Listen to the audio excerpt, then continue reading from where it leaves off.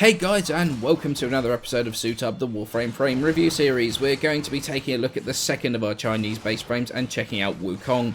Wukong's one of the characters in the Chinese story Journey to the West, and his appearance and all of his abilities are based on the lore that comes from that story. In Warframe though, you can pick him up from the Tenno lab in the dojo. Be aware he does require 6 Nitane to build, but what do you get stats wise when you have built him? Well, you get an average health of 300 at rank 30, and a slightly above average shield at 375, base armor of 225. He's definitely going to be strongest as a HP tanker using rage to chop up his very average energy pool of just 150. He's got a sprint speed of 0.95 as well, so he is definitely not the quickest of frames, but it's when combined with his abilities that he becomes unique, just like all frames. And his first one is Iron Jab, where Wukong extends his staff up to 10 meters, the direction the crosshairs are facing, and it will hit all enemies within 2 meters of the point of impact. It deals 800 impact damage. Enemies hit by this will also not just take damage from the ability, but will also ragdoll any enemies that are hit by the ability. Strength mods will increase the damage done. Range mods will only affect the range of the area of damage as well, but not the range that the staff will reach. This is classed as a melee ability, so it will add to the combo counter, but the damage itself is not affected by it. But it is also affected by almost all melee mods apart from stuff like Covert Lethality or Syndicate mods like Justice Blades. I don't understand why people think so much that this ability sucks. I've had so many people tell me that Iron Jab is awful, but it's got reasonable damage. Okay, it's impact, but with it taking into account power strength as well as melee mods, it's got better damage than a lot of first abilities, plus a guaranteed knockdown and ragdoll, which infinitely scales. I think it's a pretty solid first ability. It allows you to knock down those high priority targets. You've got bombards, heavy gunners, techs, anything that just shreds your health at higher level. A quick one, they are picking themselves off the floor, having been open to ground finishes for extra damage. It's a solid first ability that helps a lot. Now his second ability though is probably his strongest, and that is Defy. When Wukong has this ability toggled on, if his health hits 0, he regains 75% of his maximum health and becomes completely invulnerable for 5 seconds. When this happens though, Wukong will lose 25% of his current energy. In terms of what mods affect his ability, it's really only duration. You can boost the invulnerability timer quite a bit, and then the combination of duration and efficiency reduces the drain since it is a toggled ability. However, each time Defy activates, it becomes less and less effective, with it restoring less and less health, but this can be reset by recasting the ability.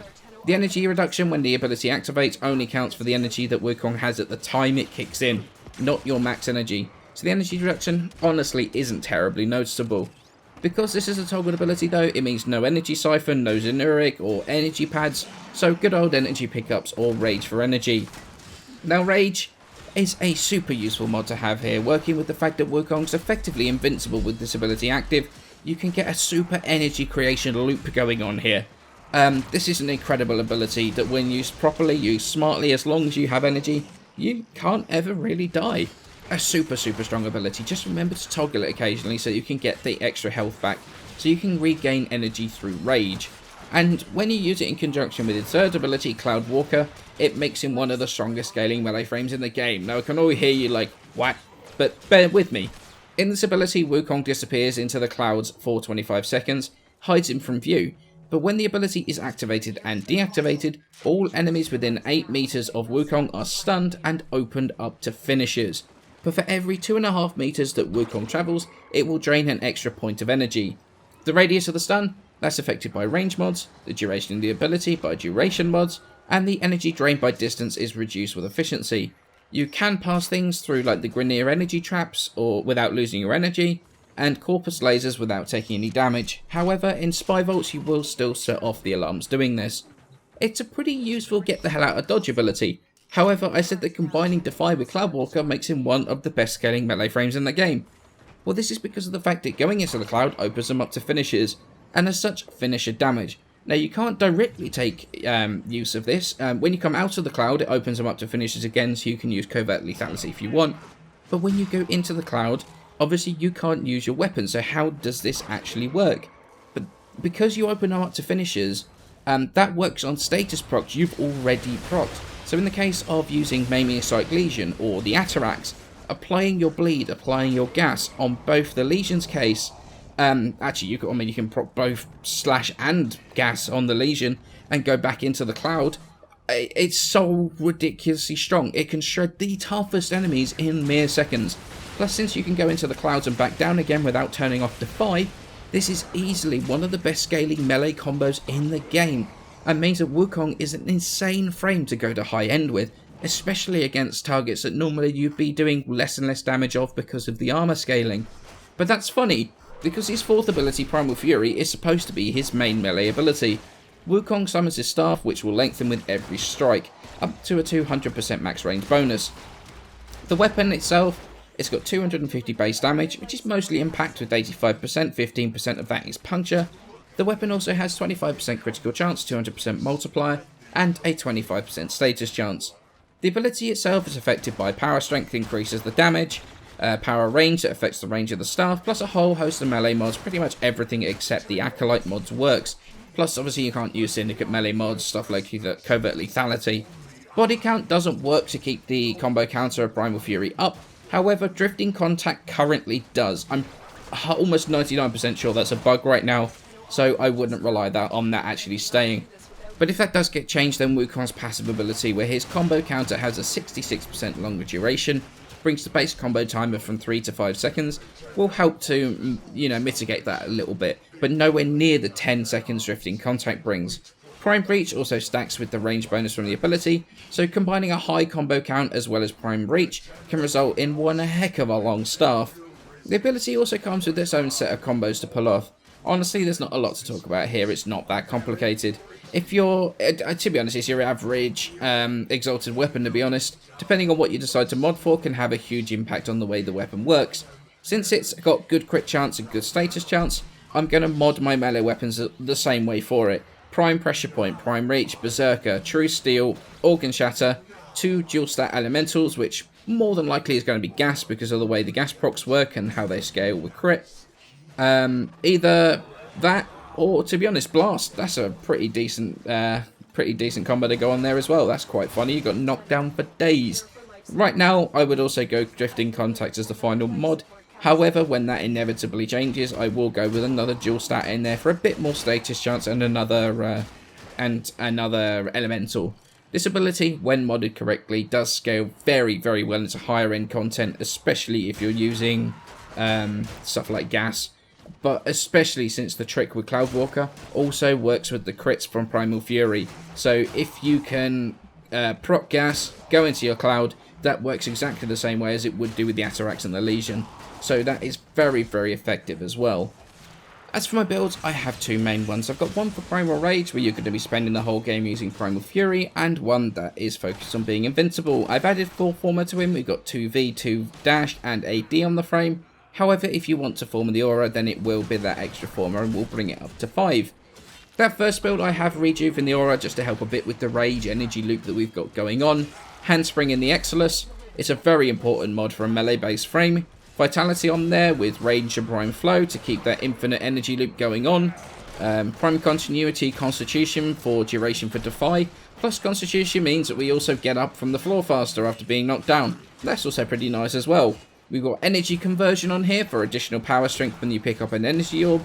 So if you wait until you get an orb before you activate Primal Fury, you will gain that additional 50% power strength without losing efficiency due to Blind Rage or losing duration with Transient. It's a very solid mod for this. Then we've got Streamline on there for a bit of extra efficiency. I found this build to be pretty damn incredible. Even when running without Energize, I was able to sustain the ability for the entire mission. So it is a very solid build if you want to focus on Primal Rage. The second is if you really want to focus more on just being Immortal. And this is a build that really does not get enough screen time because it is so damn strong, it's unreal. Once again, Rejuve and Handspring in the first 2 slots. Vitality, Range, Prime Flow for the infinite energy loop again. Then we got Prime Continuity, Narrow-Minded and Constitution for as much duration as we can possibly get. We got Streamline on there for more efficiency. And then the final mod, there's a little bit of room for maneuver here. You can either go with the rank 3 Fleeting for more efficiency, which is honestly what I run most often. However, I've been experimenting with swapping that out for Stretch for negating some of the range loss from Narrow-Minded, buffing the range of the stun on Cloudwalker. If you put another former on here, another dash maybe to put Streamline in, we got Streamline on both builds. You can even go with Ever Extended, since for this build, power strength's not that important. So you can really counteract the range loss from the narrow-minded, and that can really help when you're going into your clouds and proccing all of those stealth multipliers if you're using a status-based melee. But this is going to depend on what you want to do it for. Any of those options really are solid here. So after all of this, we've looked at the builds, we've looked at the abilities. Do I like Wukong? Yeah, I do actually, and not really for the reasons you might think. I like his first 3 abilities. The crowd control from Iron Jab is actually pretty solid, even if the damage does fall off. And then the fact that you literally, well, almost literally cannot die with Defy active, that's a massive plus. Well, I mean, you can die, but a good player that's on the ball, always aware of the area around him, taking down targets like nullifiers from range, for example, it's extremely difficult to die on him. And then combining the mobility and the get the hell out potential of Cloud Walker with the insane damage that procs done to enemies stunned by Wukong going into the cloud gives him insane scalability. Those combinations of the 3 skills means I've really enjoyed playing him this last week or so, where I've actually been testing him again. I still, however, do not like his 4th ability. I hated it when it came out, and I hate it now. I'm sorry. Honestly, most of the time you put Berserker on there, half the combos break and don't really execute properly, which when it's a crit-based ability and people are going to be using Berserker a lot, makes no sense whatsoever for that to be a thing that breaks. However, if you can pull off those combos, they are solid and do quite a bit of damage, to be fair. However, and this is a big thing for me, you're going to have to put up with that damn squeaking the entire mission, something I would rather avoid. I've avoided weapons in the past where the noise drive me insane. The original Ogres, for example, and the whine when it charged drove me insane, as does this squeak. It's a solid ability, however, I personally cannot stand it. If you don't mind it, then like I say, it's a solid ability, does quite a bit of damage, but that is going to be a personal preference thing. I think, honestly, Wukong's going to be my melee frame of choice from now on. The combination of Defy and Cloud Walker was so much fun to play around with, and in the footage now, you can see just how far I pushed both abilities. And I wasn't really struggling, like, I only left because I had another arrangement I had to get to. If you augment him with Arcane Grace for more synergy with Rage, Arcane Energize for more energy, Arcane Strike for melee speed, Arcane Fury for melee damage on crits, you can use Arcane Avenger for more crit when you're taking the hits. There is a ton of room for tailoring your Wukong to fit your needs. You can further augment Wukong by combining it with Narumon, and now you have a frame that can hit out to huge ranges whilst being completely stealth up from Shadow Step and unable to die due to Defy. It's one hell of a strong combo. I called him out when he first came out as being another frame that I disliked because it was only to suit the Chinese market. I still stand by this, and that's the reason why he's in the game, but at least he's actually a pretty damn decent frame if you get to know his skills and how they interact with each other. He's worth a second look if you grabbed him, leveled him and put him away again. If you like your melee, I think you'll love Wukong. So I hope you enjoyed my in-depth look at Wukong. I have to admit, I'm enjoying going back and looking at all sorts of frames and weapons again. I've been requested to do Atlas next, so I probably will, but with the War Within dropping sometime next week, it might not get done for a couple of weeks, to be honest. However, feel free to tune in to my 24-hour charity livestream tomorrow, Saturday, at twitch.tv/headshot. I've got a schedule up of what games we're going to be playing and when. Warframe is on the list, and I will be giving out some plaque codes and stuff, so pay attention to that, pay attention to my Twitter. Tune in, help us raise some money for a great charity. As always though, any questions, leave them in the comments below, and I will try to answer them as best as I can. As always, many thanks for watching, and I shall see you in the next one.